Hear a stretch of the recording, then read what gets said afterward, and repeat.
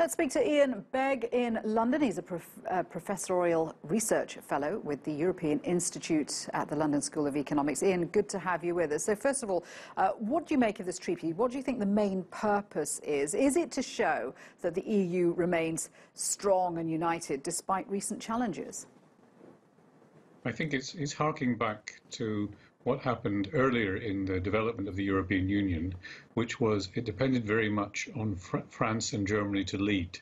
The so-called Franco-German couple was originally Charles de Gaulle and Konrad Adenauer, who signed the first Élysée Treaty in 1963.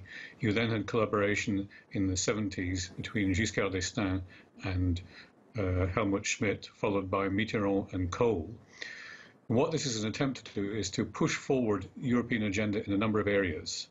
Your package highlighted the idea of having a European army, but it's much more than that. It's about wider security cooperation. It's about collaborating on initiatives to launch European integration and to have a closer economic union between the two parts.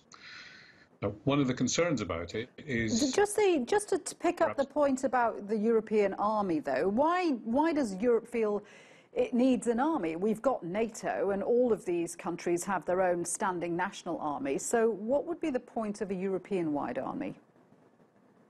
I think the main point is concern about American commitment to NATO, allied to unease about the Germans being involved in something in their own right.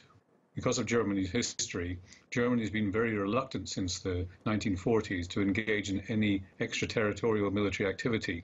So one way of dealing with that is to create a European army with German participation rather than having something that's called the Bundeswehr, the German army. And the fact that France and Germany have got together to extend this treaty between themselves, has that caused any opposition? Because a lot of countries feel Germany and France have enough power already in the EU, and Italy, for example, says there should be an Italian-Polish access to counteract that. Well, yes, I think it cuts two ways.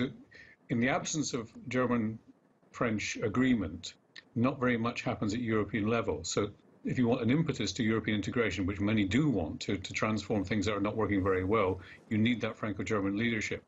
But at the same time, others, as you mentioned, the Poles and the Italians, both of whom are in the doghouse at European level at the moment for different reasons, they are apprehensive about seeing too much of the leadership coming from two of the largest countries. So there's this tension between trying to move forward and not having it seem to be dominated by just two countries.